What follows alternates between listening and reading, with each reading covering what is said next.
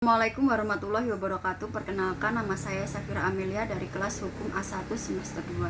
Di sini saya akan menjelaskan prinsip hak asasi manusia. Yang pertama, bersifat universal atau biasa disebut universality.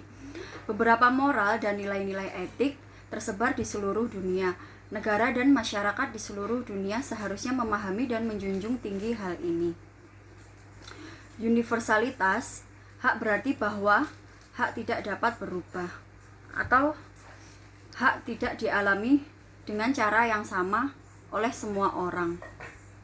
Yang kedua, martabat manusia, human dignity, yaitu hak asasi merupakan hak yang melekat dan dimiliki setiap manusia di dunia.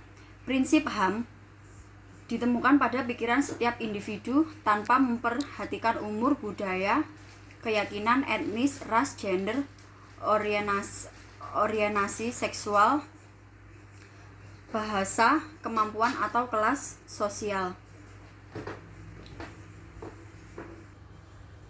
Setiap manusia oleh karenanya harus dihormati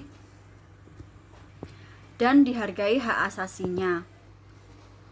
Konsekuensinya, semua orang memiliki status hak yang sama dan sederajat, dan tidak bisa digolong-golongkan berdasarkan tingkat hierarkis. Yang ketiga, kesetaraan atau equality. Konsep kesetaraan mengekspresikan gagasan menghormati martabat yang melekat pada setiap manusia.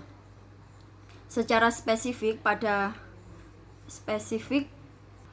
pasal 1 DUHAM menyatakan bahwa setiap umat manusia dilahirkan merdeka dan sederajat dalam harkat dan martabatnya. Yang keempat, non-diskriminasi atau non-discrimination. Non-diskriminasi terintegrasi dalam kesetaraan. Prinsip ini memastikan bahwa tidak seorang pun dapat meniadakan hak asasi orang lain karena faktor-faktor luar seperti misalnya ras, warna kulit, jenis kelamin, bahasa, agama, politik, atau pandangan lainnya. Yang kelima, tidak dapat dicabut atau inalienability. Hak-hak individu tidak dapat direnggut, dilepaskan, dan dipindahkan. Yang keenam, tak bisa dibagi atau indivisibility. HAM baik hak sipil, politik, sosial, budaya, ekonomi semuanya bersifat inherent, yaitu menyatu dalam harkat inherent, yaitu menyatu dalam harkat martabat manusia.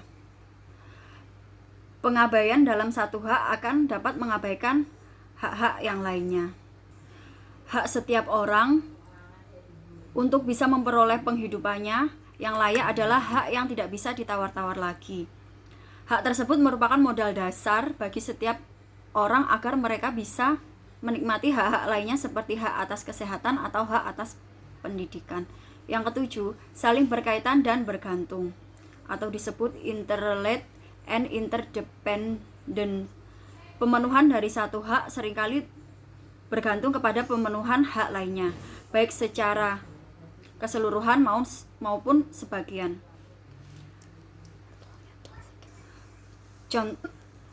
Contohnya, dalam situasi tertentu, hak atas pendidikan atau hak atas informasi adalah saling bergantung satu sama lain. Oleh karena itu, pelanggaran HAM saling bertalian, hilangnya satu hak mengurangi hak lainnya. Dan yang kedelapan, tanggung jawab negara atau disebut state responsibility. Negara dan para pemangku kewajiban lainnya bertanggung jawab untuk menaati hak asasi. Dalam hal ini, mereka harus tunduk pada norma-norma hukum dan standar yang tercantum di dalam instrumen-instrumen HAM.